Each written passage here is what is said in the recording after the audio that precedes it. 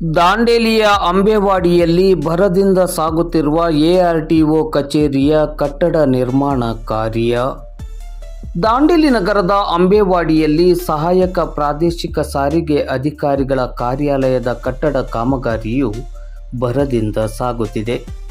ARTO ಕಚೇರಿ ದಾಂಡೇಲಿಗೆ ಅತಿ ಅಗತ್ಯವಾಗಿ ಬೇಕೆಂಬ ಹಲವು ವರ್ಷಗಳ ದಾಂಡೇಲಿ ನಗರದ ಜನತೆಯ ಬೇಡಿಕೆಗೆ ಅನುಗುಣವಾಗಿ ಶಾಸಕರು ಹಾಗೂ ಅಂದು ಸಚಿವರಾಗಿದ್ದ ಆರ್.ವಿ. ದೇಶಪಾಂಡೆ ಅವರು 2014ಕ್ಕೆ ದಾಂಡೇಲಿಗೆ ಎಆರ್ಟಿಒ ಕಚೇರಿಯನ್ನು ಮಂಜೂರು ಮಾಡಿಸಿದ್ದರು.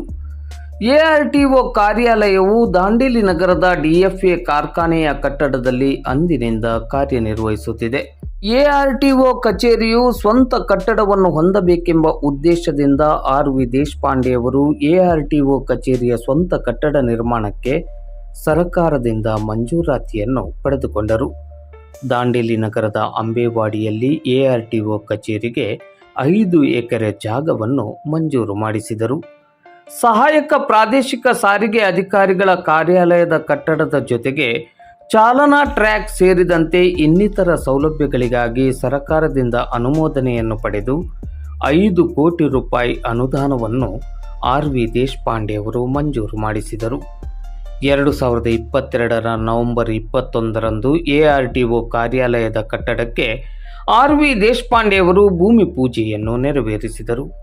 1222 ಚದರ ಮೀಟರ್ ವಿಸ್ತೀರ್ಣದ ಸಹಾಯಕ ಪ್ರಾದೇಶಿಕ ಸಾರಿಗೆ ಅಧಿಕಾರಿಗಳ ಕಾರ್ಯಾಲಯದ ಜೊತೆಗೆ ಚಾಲನಾ ಟ್ರ್ಯಾಕ್ ಸೇರಿದಂತೆ ಇನ್ನಿತರ ಸೌಲಭ್ಯಗಳನ್ನು ಎಆರ್ಟಿಒ ಕಾರ್ಯಾಲಯ ಹೊಂದಲಿದೆ.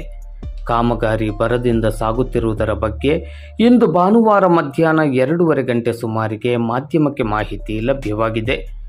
ಕಾಮಗಾರಿಯ ವೇಗ ನೋಡಿದರೆ ಮಾರ್ಚ್ ತಿಂಗಳಲ್ಲಿ ಕಾಮಗಾರಿ ಮುಗಿದು ಮಾರ್ಚ್ ಅಂತ್ಯದೊಳಗೆ ಸಹಾಯಕ ಪ್ರಾದೇಶಿಕ ಸಾರಿಗೆ ಅಧಿಕಾರಿಗಳ ಕಾರ್ಯಾಲಯವು ಸೂಕ್ತ ಮೂಲಭೂತ ಸೌಲಭ್ಯಗಳೊಂದಿಗೆ ಲೋಕಾರ್ಪಣೆಯಾಗಲಿದೆ ಎನ್ನುವ ಮಾಹಿತಿ ಲಭ್ಯವಾಗಿದೆ.